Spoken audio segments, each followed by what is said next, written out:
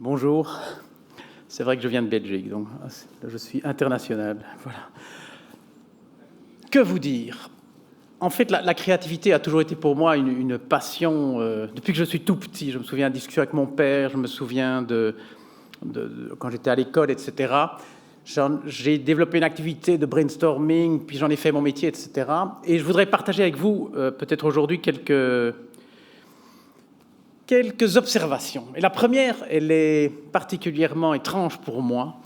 J'ai l'impression, j'ai dû animer plus de 1000 brainstorming dans ma vie, et je me demande aujourd'hui si j'ai pas complètement perdu mon temps. C'est pas tellement agréable comme sentiment, parce que je me demande, et de plus en plus, je suis convaincu que la mécanique qui produit l'idée nouvelle, en gros le brainstorming, est beaucoup moins importante qu'une autre mécanique qui consiste à changer les idées existantes. Je suis frappé, on parle beaucoup de General Motors pour l'instant, je suis frappé d'une petite anecdote. Quand ils ont lancé leur première voiture il y a 100 ans, dans la région de Chicago, la majorité des clients à l'époque, qui étaient des agriculteurs, ont enlevé le siège arrière, parce qu'ils avaient besoin de plus de place. Il a fallu 17 ans à General Motors pour, entre guillemets, inventer le pick-up. Alors, est-ce que c'est vraiment une invention? Oui et non. L'idée était là. L'idée était là dès le premier jour. Vous pouvez très bien imaginer, d'ailleurs, une réunion de la force de vente après un an, un des vendeurs qui partage son expérience avec d'autres, qui dit « Moi, j'ai des clients étranges. Ce qu'ils font, ils enlèvent leur siège arrière. » Vous pouvez très bien imaginer les autres dire « Oui, ça, c'est vraiment des clients étranges. » Passons au point suivant. Et je crois qu'il existe... Cette petite anecdote, elle se répète, je crois, et je ne sais pas du tout, je ne connais pas bien l'histoire de General Motors, mais j'ai l'impression qu'on vit ça tout le temps.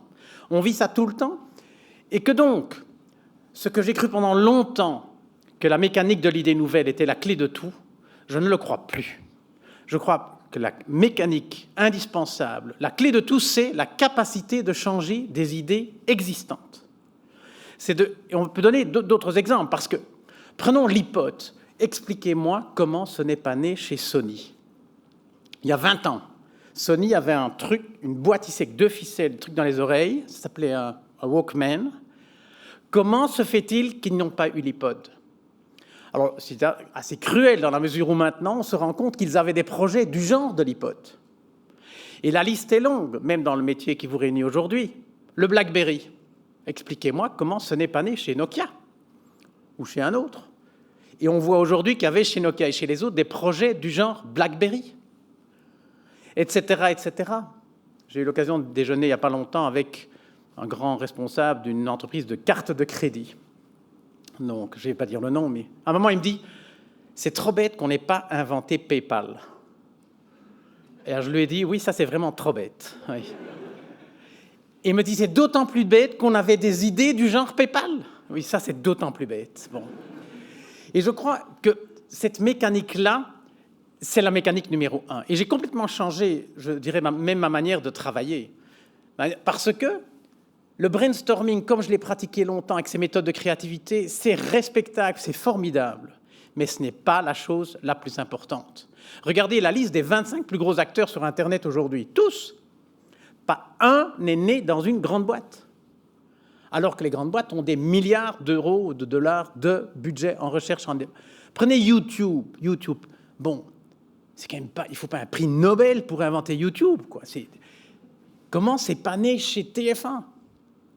Évidemment, si chez TF1, quelqu'un avait dit à son chef « J'ai une idée, on va faire une banque de données avec des bouts de vidéo et des mots-clés », la réaction serait été « pas vraiment notre truc. » Donc.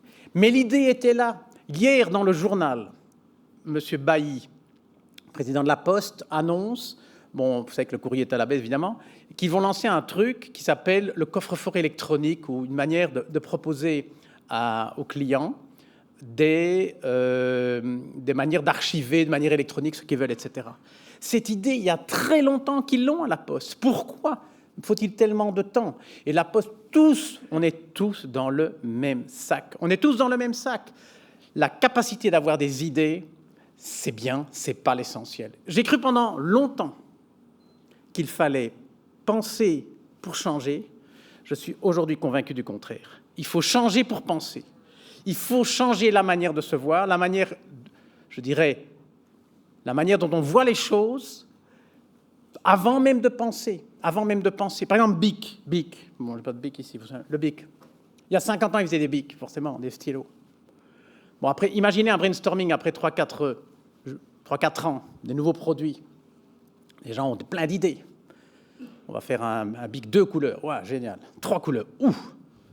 Avec une gomme incroyable. Bon. Puis quelqu'un a dit, j'ai une idée, on va faire un rasoir. Petit malaise. Écoutez,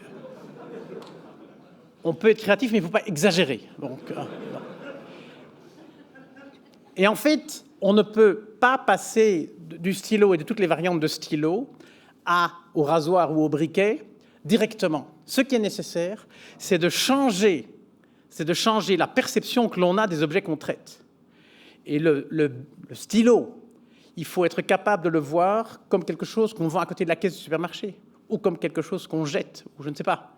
Et donc, c'est ce changement de perception, la capacité de voir le monde autrement, qui vient avant le brainstorming. Parce qu'une fois que Bic se dit « mon métier, c'est de faire des choses qu'on vend à côté de la caisse du supermarché », le brainstorming devient facile et on peut inventer des tas de choses et ils l'ont bien fait. Et donc voilà, c'est mon introduction. La majorité des idées existent. Le brainstorming, ça ne sert pas à grand-chose. J'ai complètement perdu ma vie, mais tant pis. Les idées sont là. Ce qu'il faut travailler, c'est la perception. L'expression « sortir de la boîte »,« thinking out of the box », n'est pas la bonne expression. C'est une petite condition nécessaire, mais c'est rien du tout comparé au vrai travail. Pourquoi? Parce qu'on ne peut pas penser sans boîte. On ne peut pas penser sans cadre. Donc si vous sortez du cadre, très bien. Mais il y a deux problèmes. Le premier, c'est que qui vous dit que vous êtes parti dans la bonne direction? Et la deuxième, encore plus important, comme on ne peut pas penser sans cadre, d'où va venir le nouveau cadre? D'où va venir le nouveau cadre? Vous devez en avoir un, sinon vous ne pouvez pas penser. Alors il y a deux cas. Ou bien vous le construisez, ou bien vous le subissez. C'est ce que j'appelle Eureka ou Caramba. Donc, de manière short, c'est bon. Eureka, c'est Apple qui se dit « je me lance dans les médias », Bic qui se dit « mon métier, c'est la caisse du supermarché », il y a beaucoup de bons exemples, IBM qui se dit « je me lance dans le service ». Caramba, c'est bon, quand on loupe le truc. C'est comme Lego, qui, après avoir été extraordinairement profitable pendant des années, c'était il y a 10 ans une emblématique Lego. En 2002, dans le rouge, complètement oublié qu'il y avait des jeux vidéo et que le public qui était le leur, bien, ils avaient envie d'autre chose. Alors ils reviennent, Lego, parce qu'ils sont très forts. C'est comme Bang & Olufsen. Je lisais ce matin dans le train un article. Ils ont une chute terrible du chiffre d'affaires. Pourquoi? Pas par manque de créativité, par manque de voir.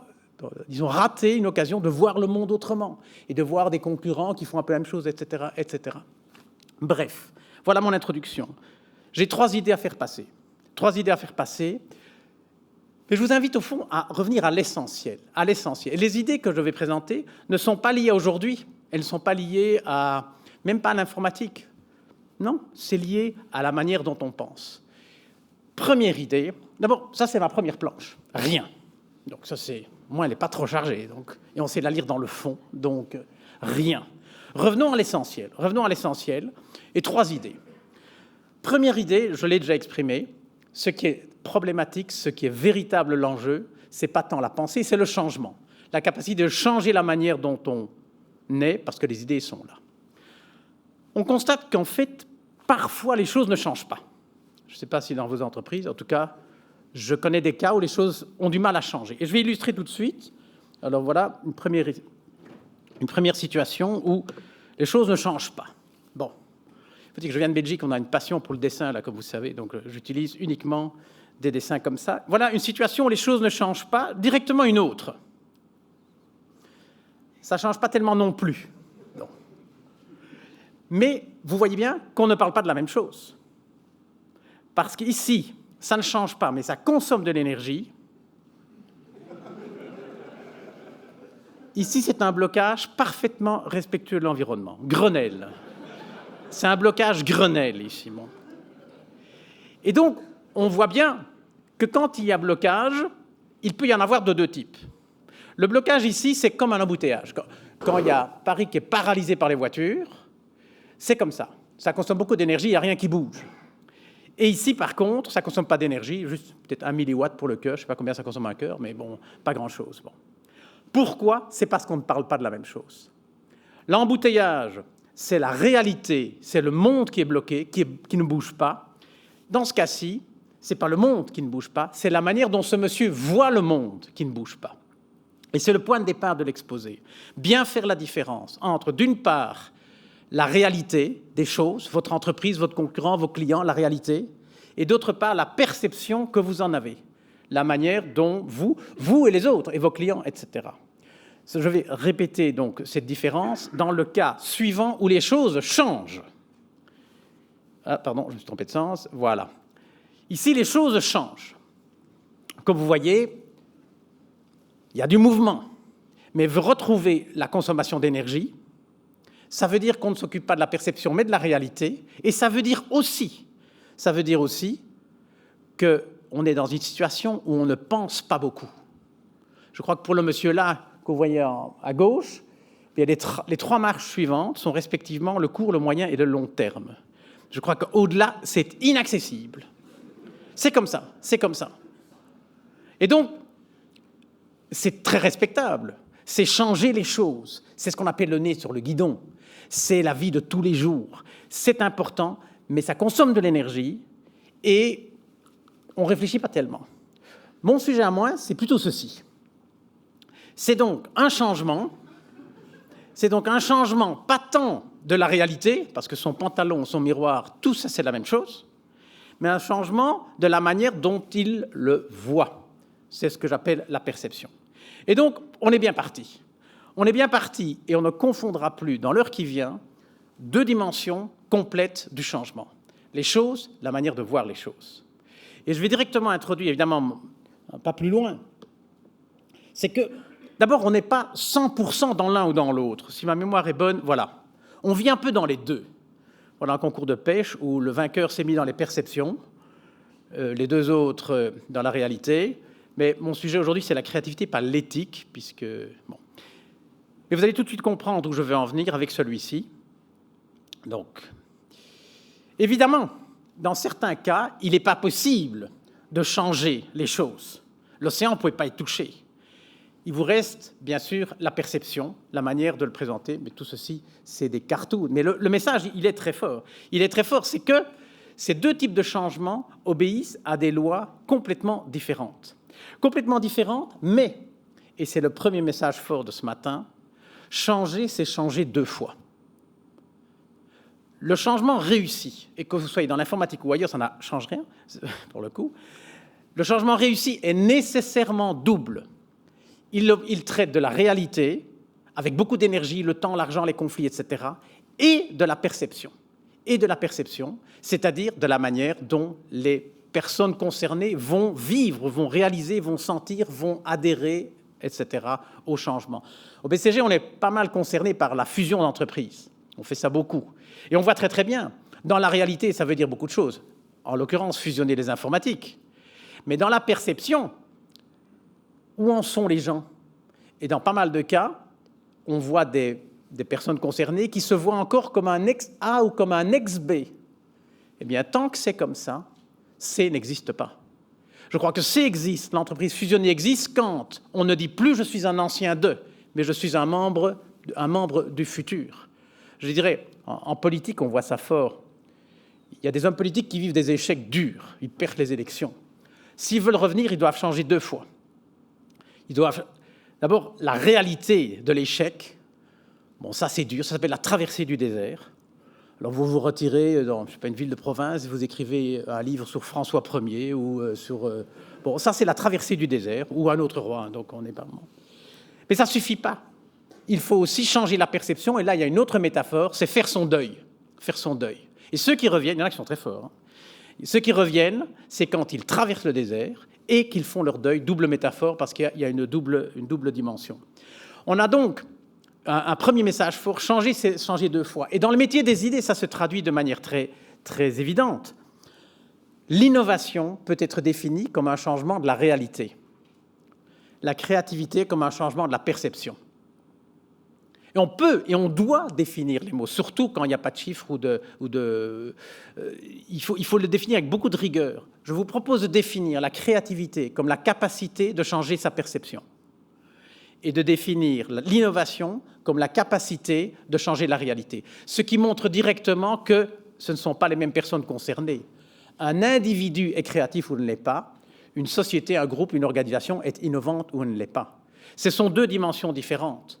On peut très bien avoir l'innovation sans créativité. Il suffit de voler l'idée d'un autre. Il y en a beaucoup. Et je ne dis pas de la voler ou de la prendre. C'est un changement qui n'implique pas de créativité. On peut aussi avoir de la créativité sans innovation. Et ça, malheureusement, c'est un peu triste. C'est comme les brevets de la souris qui sont toujours ces Xerox. Bon, il y a eu un magnifique changement de perception. Là, un jour, quelqu'un, plutôt qu'un clavier, a vu une souris.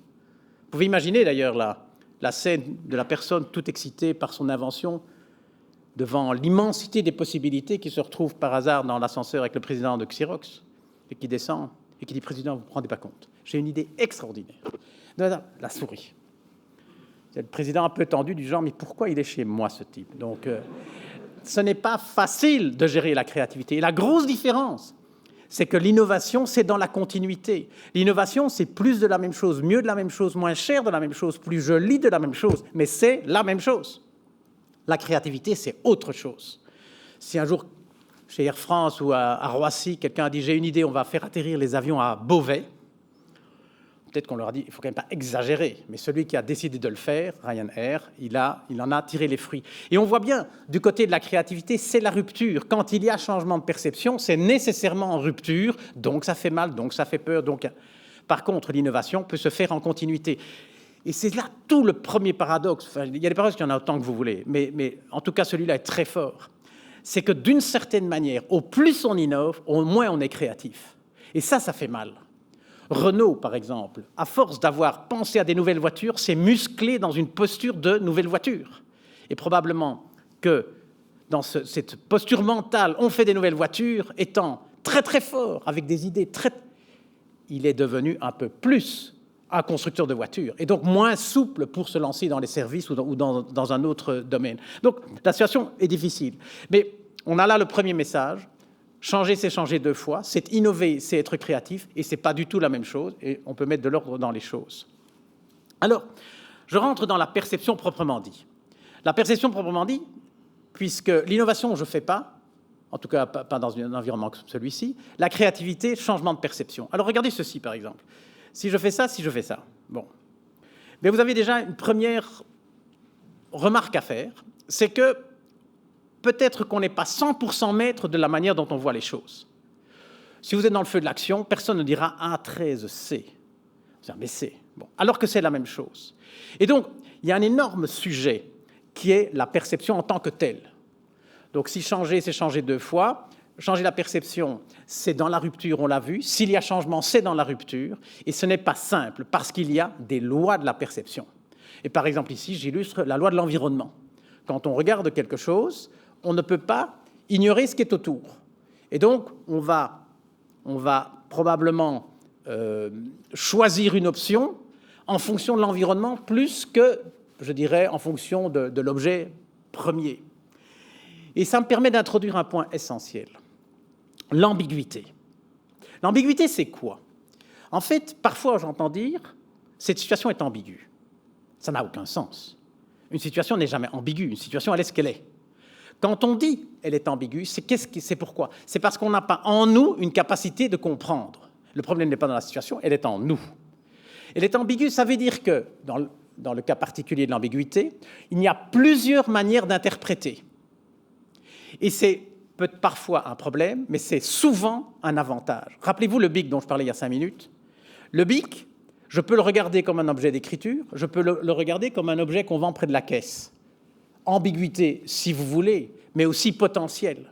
Potentiel, parce que ça veut dire que cette capacité de voir autrement mon instrument d'écriture, de voir le 13 plutôt que le B, ou le B plutôt que le 13, c'est la clé de la créativité. La clé, je l'ai dit tout à l'heure, c'est dans ces multiples interprétations possibles du monde ou des sociétés, c'est d'en choisir une dans laquelle les idées peuvent grandir facilement. Facilement, et c'est le cas de Bing, il y a beaucoup d'exemples. Google, c'est aussi un superbe exemple. Quand ils ont commencé, on fait un moteur de recherche. Et puis il y a eu ce mail historique où les deux patrons ont dit « Notre métier, c'est de tout savoir ». Ce qui permet de garder le moteur de recherche, bien sûr, et de faire plein d'autres trucs. Il n'y a pas longtemps, il y avait dans Wire, je crois, une interview où il disait « Notre métier, c'est la vente aux enchères, auction business ». Peut-être que c'est ça. Donc Google, vous pouvez voir comme un moteur de recherche, comme un paquet de connaissances, comme Christie's ou Sotheby's, une maison de vente aux enchères. Et quand il y a ambiguïté, ce n'est pas une mauvaise nouvelle, c'est une bonne nouvelle, parce que ça veut dire qu'il y a possibilité d'un autre regard, et donc possibilité pour des idées existantes, soudainement, de grandir. Et le lien, il est ici. Si je vous demande de séparer ces deux pièces, premier réflexe du genre, je prendrais bien un pied de biche, quoi. Donc, ça ne doit pas coûter trop cher, ce truc, je vais régler ce problème. Ouais. Eh bien, il y a moyen de voir ceci autrement, de le voir comme ça. Et donc, je fais marche arrière. Ce que vous avez considéré comme peut-être difficile, là où vous vous êtes dit « je voudrais bien avoir un pied de biche », peut-être vous n'en avez plus besoin. Et la vraie raison, c'est que vous avez vu autrement. Vous avez vu autrement l'image en question. Vous l'avez vu autrement, ce qui vous permet de résoudre le problème facilement. C'est un peu comme en mathématiques.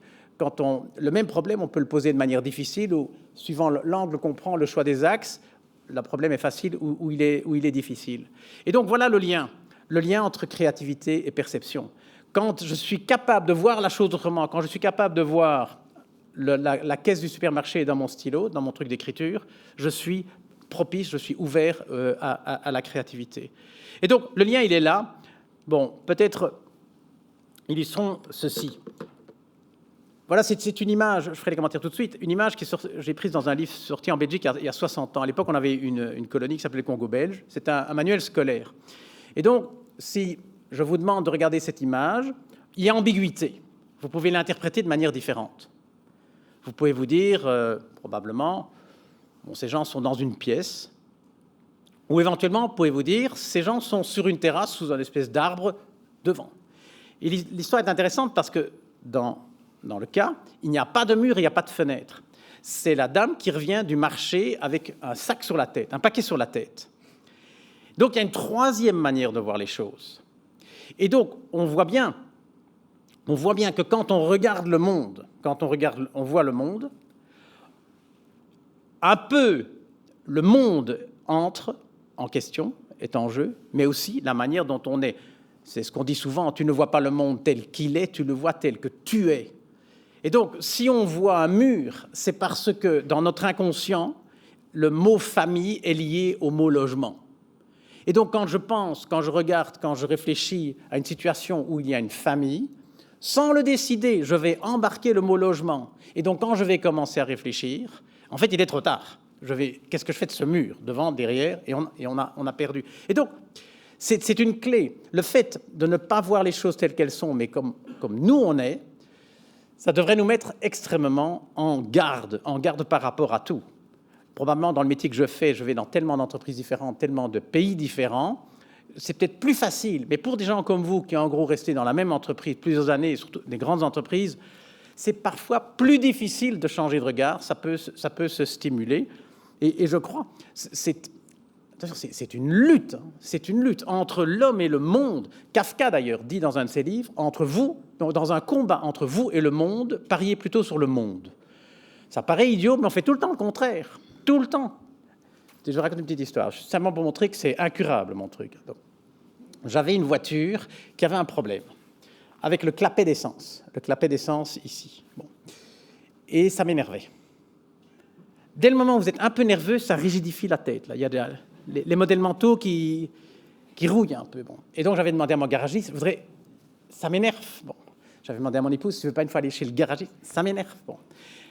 J'étais dans cette ville-là, je travaillais à Senlis. J'habite dans le sud de la Belgique, donc 250 km. C'était en novembre, il faisait mauvais, un peu gris. Je vais travailler le lendemain, mauvaise humeur, fatigué. Bon, j'arrive du côté de Valenciennes, je n'ai plus assez d'essence. Je m'arrête à la station-service. Pleuvait. Donc, je veux ouvrir mon clapet, bloqué.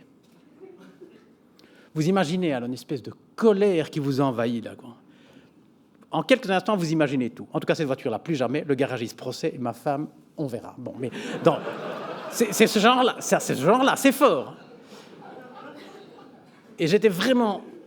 Et puis, je me dis, bon, allez, Luc, ne t'énerve pas, tu dois travailler demain matin. Donc, et je vois, alors il y avait une petite cabane, je vois un pied de biche.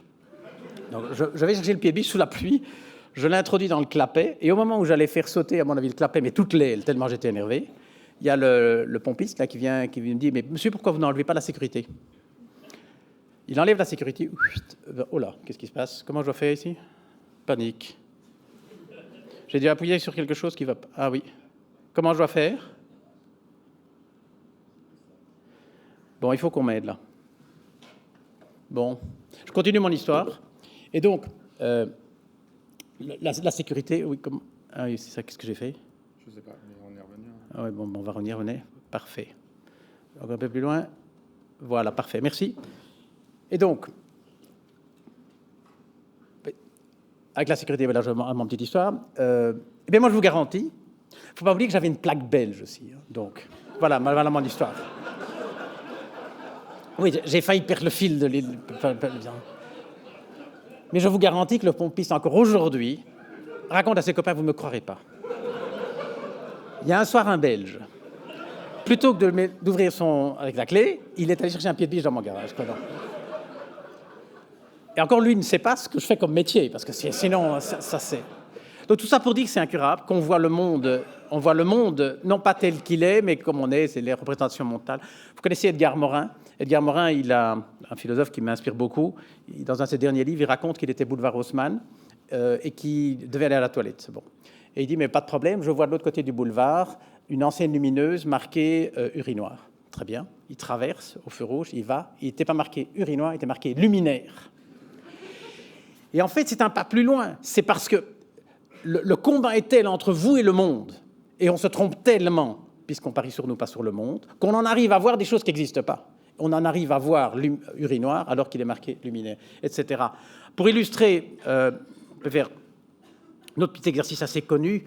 Sur une table, vous avez ceci, donc une bougie, des punaises, des allumettes. On vous demande, tiens, comment feriez-vous pour fixer la bougie au mur? Alors, le genre d'idée qui arrive, c'est, bon, on va un peu la faire fondre, on collera, on trouvera bien un système.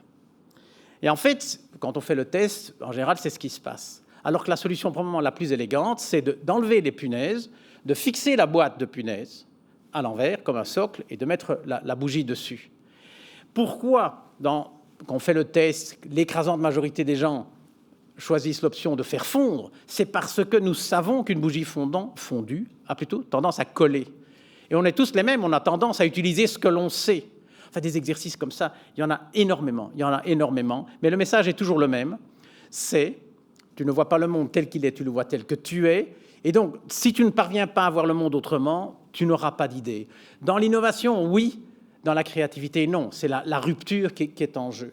Alors, pour résumer ce premier moment, donc changer, c'est changer deux fois, voilà, je dirais, un dessin que je vous demande de regarder. De toute façon, je ne demande rien d'autre, c'est de regarder. Bon. Il y a ambiguïté. On peut voir différentes choses. Statistiquement, je crois qu'on voit plutôt un petit cube dans un coin. En fait, peu importe ce que vous regardez, je vais vous demander de ne pas changer votre regard, de regarder la même chose, de garder la même image. D'accord? Parce que je fais pivoter le truc. Voilà, maintenant je mets là, ici, parti sur la droite. Bon. Peut-être que vous voyez la petite boîte à droite. Maintenant, c'est beaucoup plus dur. Je vous demande de garder la petite boîte, je vais la mettre à l'envers.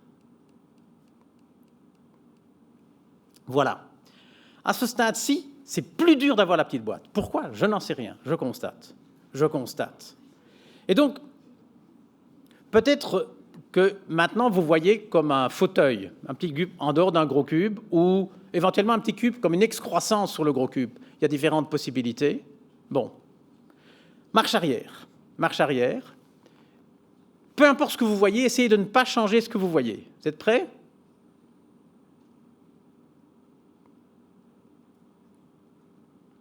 Vachement dur. Hein? Boum. En fait, qu'est-ce qu'on peut... Alors, les médecins ne disent pas plus de 3 fois, sinon ça fait des dommages irréversibles au cerveau. Donc je fais une 3e fois et puis on arrête. Donc, je ne voudrais pas qu'il y ait des plaintes ici dans les... Mais c'est tellement magnifique comme métaphore. Ça veut dire quoi? Ça veut dire que la réalité change tout le temps un petit peu. Si vous comparez Paris avec hier, ou avec la semaine passée, ou avec il y a 6 mois, c'est évidemment pas la même chose. Mais l'image que vous en avez, probablement c'est la même chose. Et donc le monde change lentement. Poc, poc. Et la tendance en nous est de ne pas changer la manière de le voir. Ce qui n'est pas nécessairement mauvais, parce que si on changeait tout le temps nos idées, il n'y aurait jamais rien qui vient. Et donc, à un moment ou à un autre, comme le monde n'arrête pas de changer, un écart se creuse entre les idées que vous avez, qui sont rigides et stables par essence, et la nécessité d'accompagner un monde en mouvement. Et donc, vous devez changer votre regard. Avec les deux cas, ou bien vous le décidez, eureka, ou bien vous le subissez, et c'est caramba.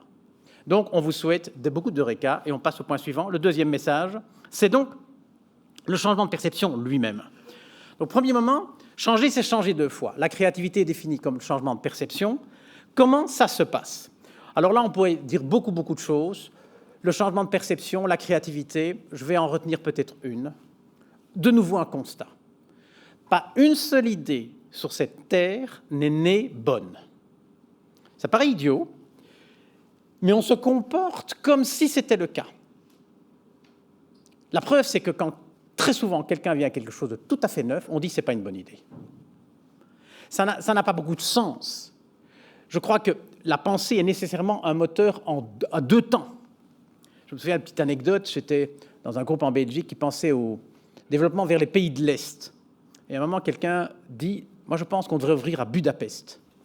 Du tac au tac, le patron dit « Vous n'y pensez pas ». Alors moi, j'arrête, je dis « Je ne comprends pas. Monsieur dit qu'il pense qu'il faut ouvrir à Budapest, vous dites qu'il ne pense pas qu'il faut ouvrir à Budapest. Comment vous voulez que j'en sorte ?» Bon. Et en fait, ça arrive tout le temps, ce genre de choses.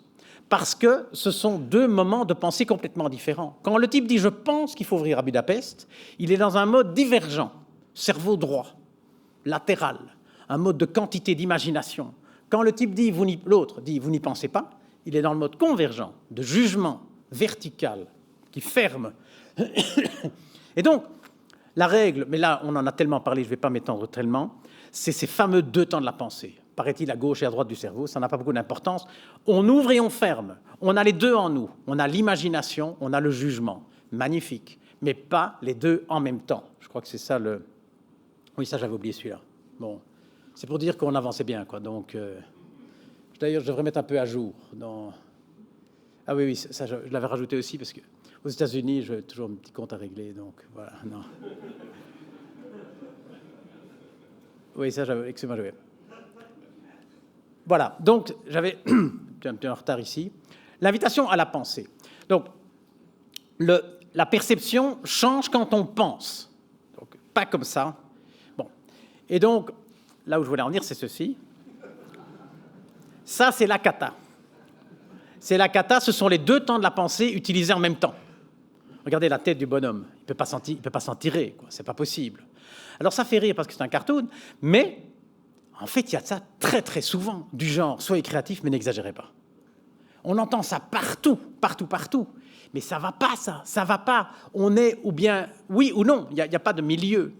En Belgique, je suis un peu connu. Alors, je me rappelle l'autre jour, il y a quelques années, j'étais dans une réception de banquier. Il y a un banquier qui me regarde qui dit « Vous viendrez jamais dans ma banque. » Très bien, mais dites-moi au moins pourquoi. Parce que nous avons déjà beaucoup trop d'idées.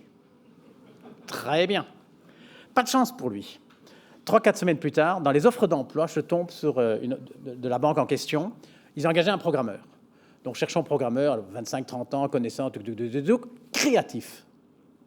Je me suis dit, lui, je ne vais pas le rater. J'ai découpé l'annonce, j'ai envoyé une lettre. Monsieur le Président, vous me disiez l'autre jour avoir déjà dans votre entreprise trop d'idées. Si je peux me permettre de vous donner un conseil, n'engagez pas des créatifs, vous allez aggraver votre problème. Mettez dans l'annonce, pas de créativité. Ou encore mieux, dans le profil demandé, vous cherchez quelqu'un qui démolit les idées des autres. Comme ça, avec le temps, vous reviendrez à la normale. Bon, votre dévoué, etc. Alors, évidemment, je n'ai jamais travaillé pour lui, mais il m'a...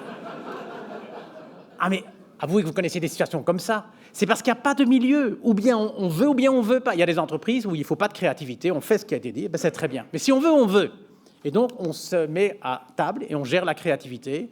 Et c'est tout un travail, qui est je ne vais pas en parler maintenant, mais il faut le faire. Et donc, C'était le deuxième moment de cette intervention, beaucoup plus court, qu'on peut résumer de la manière suivante.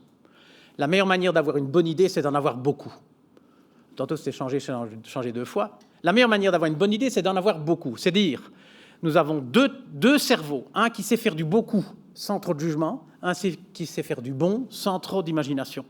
Les 2 cerveaux, bon, bien gérés. Le cerveau est un moteur à 2 temps. C'est plus connu, donc je ne vais pas trop me développer. Le premier temps, c'est la logique. Non, pardon, c'est le deuxième. C'est le cerveau, paraît-il à gauche, qui est le cerveau de la logique. Et c'est magnifique, la logique. Je crois que c'est mon... Voilà. Georges Boulle, votre ancêtre à tous, qui va au restaurant. Voilà. Un maître de logique. Bon. C'est pas magnifique. J'ai un peu fait votre métier. Je suis tellement content de parler avec vous. Donc, j'ose pas le montrer. Les gens ne comprennent pas celui-là. Mais bon. Ah, la logique, c'est magnifique. C'est magnifique. Bon. C'est le cerveau gauche, c'est pas vraiment le sujet. Moi c'est plutôt l'autre côté de cerveau, le cerveau 1, imagination, alors cerveau magique, je ne sais pas très bien. Et on me demande souvent, mais au fond, pour avoir l'imagination, est-ce qu'il faut de la chance? Ben non, je crois vous l'avoir dit tout à l'heure. Il faut savoir regarder. C'est Louis Pasteur qui disait, qu'est-ce qu'il disait? La chance sourit à ceux qui sont prêts, ou ceux qui sont préparés un peu. Voilà. Le même événement, la même information, chez un va générer une idée, chez l'autre, ça va faire plouf. Alors, c'est vrai qu'il y a des grands scientifiques qui ont eu de la chance. Je crois que c'est Newton, le suivant, ici. Pourquoi Newton a inventé la gravité? Il a eu du bol. Avant lui, ça joue un peu. Ça joue un peu. Bon, d'accord. Mais pas autant qu'on le dit. Troisième moment, et là, on va zoomer. Donc, je résume. Changer, c'est changer 2 fois. Réalité, perception. Dans la perception, le changement, les 2 temps de la pensée. Dans un premier moment, on va vers la nouvelle idée. Dans le deuxième moment, on va vers la bonne idée. Un bel exemple, c'est Edison. Edison, l'inventeur, entre autres, de l'ampoule. Bon. Il avait plus de 1000 brevets, Edison, vous vous rendez compte? Toujours dans le Guinness Book des records. Bon. En fait, avant Edison, il y avait une espèce de règle, une espèce de connexion. Tout dans la tête est connexion. Vous vous rappelez tout à l'heure, la famille et le logement? Eh bien, il y avait dans la tête de tout le monde, avant Edison, une connexion éclairage-feu. Autrement dit, si je veux éclairer, je dois brûler. Et dans ce pattern-là, vous pouvez faire des tas d'idées, des tas d'inventions. La lampe, la bougie, la lampe à pétrole comme ci, comme ça, toutes des choses magnifiques. Ce que Edison a fait, il a cassé la règle. Il a dit à son voisin, à son collègue, j'ai une idée. Je vais éclairer en empêchant quelque chose de brûler. Vous imaginez le voisin, hein? Thomas, pourquoi tu ne rentrerais pas un peu plus tôt aujourd'hui à la maison? Bon. Et donc, c'est ça qui est extraordinaire, c'est cette capacité d'aller au-delà de la résistance. Vous vous rappelez, il y a 15 ou 20 ans, quand la NASA a envoyé un satellite sur la planète Mars, il s'appelait Pathfinder. Et ce satellite est arrivé sur la planète entouré de airbags et il a rebondi. Une histoire extraordinaire, un succès, ça coûtait 10 fois moins cher que les rétrofusées. J'ai un grand regret dans ma vie, c'est de ne pas avoir assisté à la réunion où, pour la toute première fois dans l'histoire de la NASA, quelqu'un a dit « j'ai une idée ». On devrait entourer les satellites avec des ballons et les faire rebondir quand ils arrivent sur les planètes. Vous imaginez? Genre, vous pensez à votre... Après, ça coûte 100 millions de dollars, hein, quand même. Il faut quand même pas... Puis vous pensez immédiatement, si vous êtes en charge d'un vol habité, moi je vais expliquer comment à mes cosmonautes qu'on a innové, maintenant qu'on dit. Vous imaginez? Et je crois que c'est ça la force des grandes organisations, c'est d'aller au-delà. Et donc, pour revenir à Edison, donc il a empêché un fil de brûler, il a fait l'ampoule, et vous connaissez la suite de l'histoire. Mais il a aussi dit, j'ai inventé 500 manières pour ne pas faire une ampoule. Ça, c'est le deuxième temps du cerveau, parce que ça, c'est pas rien non plus. Bref, voilà. Donc, je voudrais terminer, il me reste une vingtaine de minutes, sur le troisième message. Le troisième message qui va concerner le premier temps de la pensée, l'imagination, c'est-à-dire ce qui permet de créer l'idée nouvelle. On verra après si elle est bonne, ça c'est autre chose. L'idée nouvelle, le premier moment, c'est le eureka. Le eureka, c'est la règle cassée. Le eureka, c'est coupe, feu, lumière, coupe, j'ai eureka. Et donc, c'est je dirais, la mécanique de l'imagination. Alors, presque par définition, n'attendez pas des algorithmes ou des processus, forcément, il n'y en a pas. Mais on peut donner certains conseils qui sont un petit peu empiriques. On constate, on regarde tous les gens qui ont eu des bonnes idées, on en déduit, on en induit quelques bons plans. Premier point, premier conseil pour l'imagination, regardez autour de vous. Regardez autour de vous. Dans les grandes organisations, c'est parfois plus difficile. J'étais un jour dans une grande entreprise, je leur disais, en fait, vous me faites penser à des gens qui sont sur un bateau tellement grand qu'ils ne voient plus la mer. Alors forcément, on ne voit pas les autres bateaux non plus. Donc, commencez par regarder autour. Alors, on peut un peu se poser la question de la manière dont on le fait, mais ça, bien ici. Deuxième conseil, la curiosité. Donc, vous voyez la nuance qu'on peut regarder de manière assez passive. Ici, checking. Donc, on creuse un petit peu. On creuse un petit peu. Troisième conseil de l'imagination, l'étonnement. L'étonnement. Je crois, et probablement une clé de tout, c'est redécouvrir la capacité de s'étonner. Moi, je connais des gens qui s'étonnent plus beaucoup. Ça va? Ça va. Comment ça va? Comme un lundi. Bon. C'est pas top pour les idées. Donc, c'est pas vraiment. How's business as usual? Comment voulez-vous qu'un business soit usual? Il faut vraiment arrêter. Bon. L'étonnement. Je crois que le cartoon suivant, oui, c'est ça. I just hope this is not a contact lens. Voilà. Ça, c'est exactement chouette. Voilà. C'est cette faculté-là. La faculté de voir un détail bizarre et de le recueillir. Bon. Ce monsieur n'a pas d'idée. Il a simplement observé quelque chose d'étrange, la forme du rocher. Et donc, il s'étonne. Je crois que l'étonnement est presque plus important encore que tout le restant. S'il n'y a pas d'étonnement, il n'y a rien. On ne pense pas. L'étonnement. Alors, on peut s'étonner pour des choses qui existent, on peut aussi s'étonner. C'est plus difficile pour ce qui n'existe pas. Ce qui n'existe pas, et probablement, et dans le métier qu'est le vôtre, il y a un étonnement à l'envers qui peut porter beaucoup de fruits. Tiens, pourquoi on ne fait pas ceci? C'est encore plus compliqué. Mais l'étonnement en tant que tel n'est pas 100% gagnant. Il n'est pas suffisant. Il y a un client qui rentre, il est furieux, vous dites « Oh là là, il est furieux. Il doit avoir des problèmes chez lui. » Bon. Il y a eu l'étonnement, mais on en est resté là. Donc, le but de l'étonnement, c'est de l'intégrer, de le recevoir, c'est comment il s'appelait Ørsted, l'inventeur de l'électromagnétisme. Il donnait une conférence au Danemark et il faisait des expériences avec des fils et de l'électricité. Et à un moment donné, un étudiant qui dit « Professeur, c'est étrange, quand vous faites passer du courant dans ce fil, il y a la boussole qui vibre, qui bouge un peu au mur. » L'étonnement est dans les yeux de l'étudiant. Le professeur, il peut dire deux choses. C'est qu'il y a du vent. Ou il y a un camion, non pas un camion, un carrosse dans la route. Bon. Il y a moyen de dire non, mais il y a aussi moyen de dire oui. Et de dire oui, c'est dire, mais qu'est-ce que c'est que ce truc? Et qu'est-ce que c'est que ce truc? C'est de l'ordre de la connexion. Tout dans le cerveau est connexion. Ce que c'est penser, c'est quoi? C'est créer et défaire des connexions. C'est attacher et défaire les choses. J'imagine que je vais atterrir à Beauvais, eh bien je fais une connexion. Ou le hip-hop, je vais me lancer dans la musique. Et donc, cette connexion. Et tout est connexion. Et donc le quatrième quatrième conseil donné à l'imagination, c'est le doute, que je symbolise ici. Bon.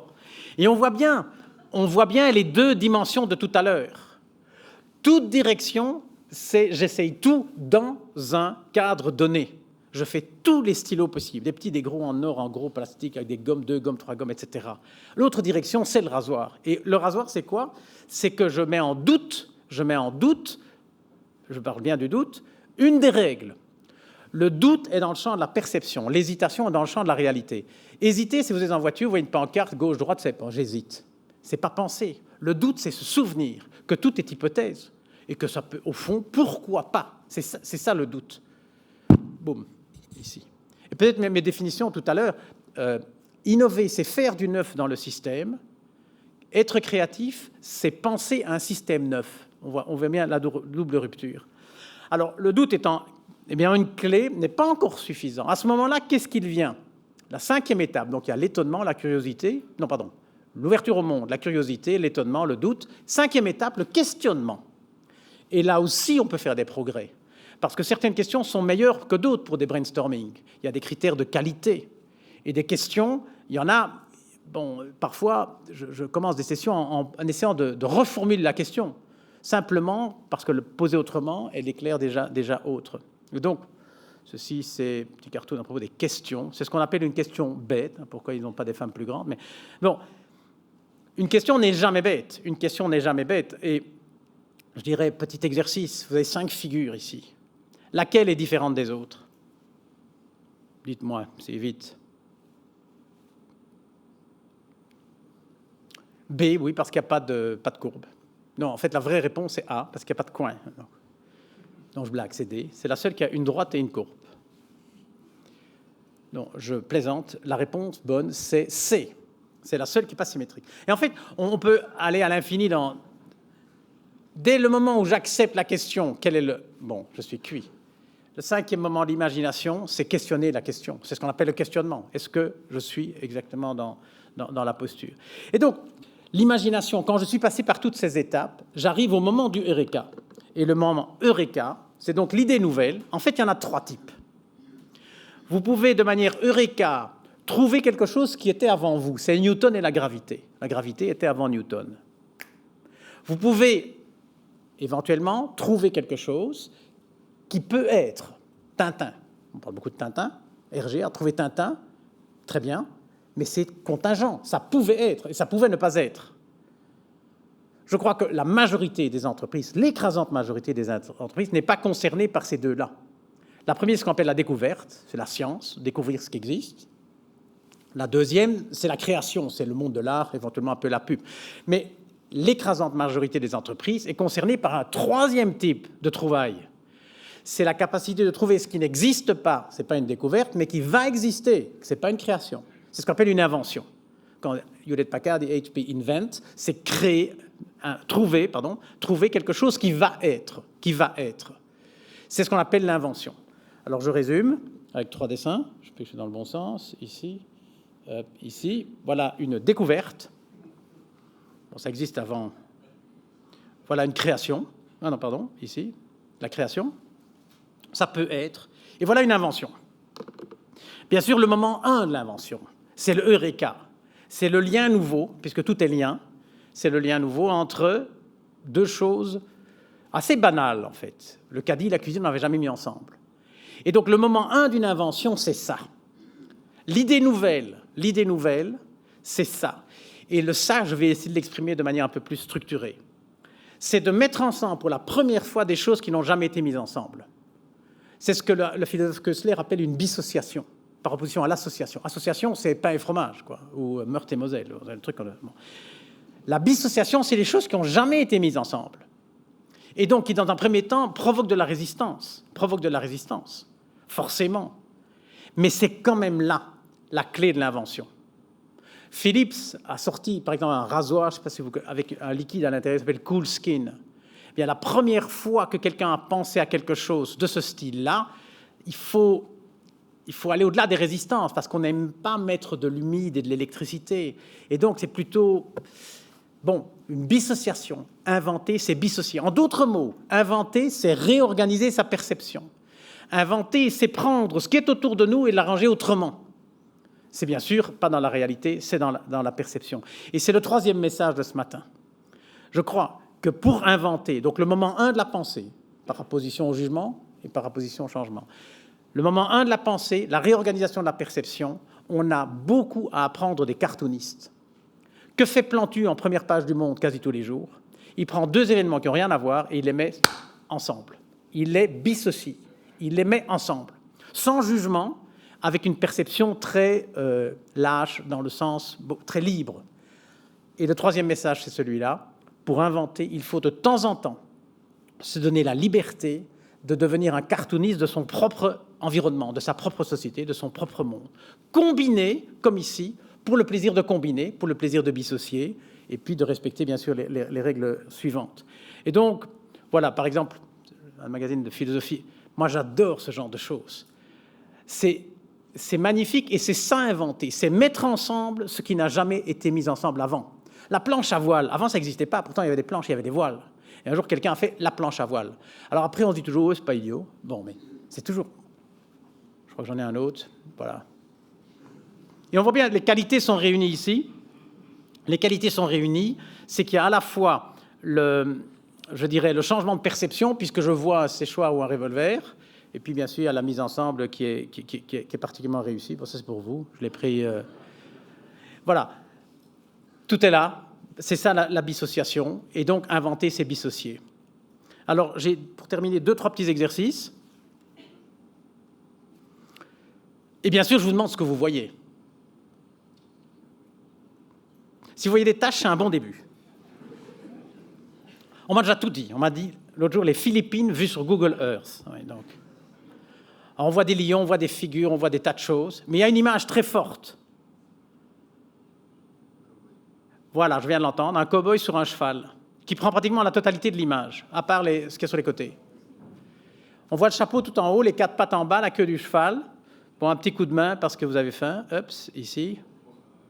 Bon, si vous ne voyez pas le cow-boy maintenant, il faut vraiment arrêter, hein, parce que sinon...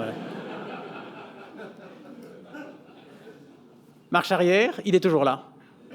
Il est toujours là. Bon, je fais un autre exercice, et puis je ferai le commentaire, très similaire.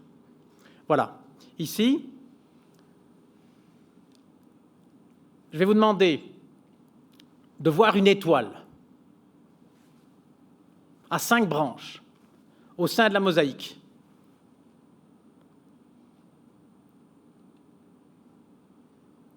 Elle est en bas à droite. 5 morceaux, 2 noirs, 3 blancs. Vous l'avez? Elle est là.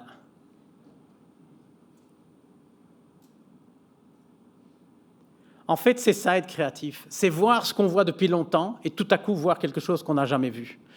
Il me reste pour terminer deux petits messages. Le premier, ceci est un peu de théorie. Le vrai problème de la créativité, c'est l'exercice, comme ici. Bon. Donc, quand on fait un speech devant des gens, tout paraît facile. Enfin, mais en fait, c'est bon. Et le deuxième message, dernier message, c'est que pour être créatif, il faut ne jamais arrêter. C'est des années de travail. Et donc, de temps en temps, il y a des déceptions.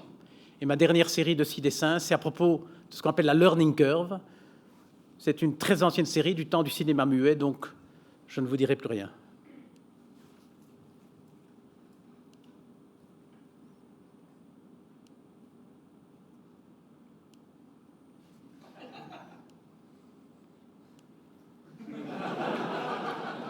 Merci beaucoup.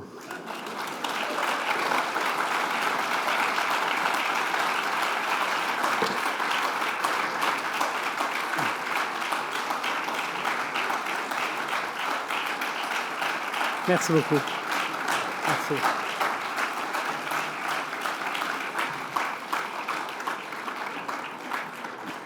Now it's my pleasure to introduce the next speaker.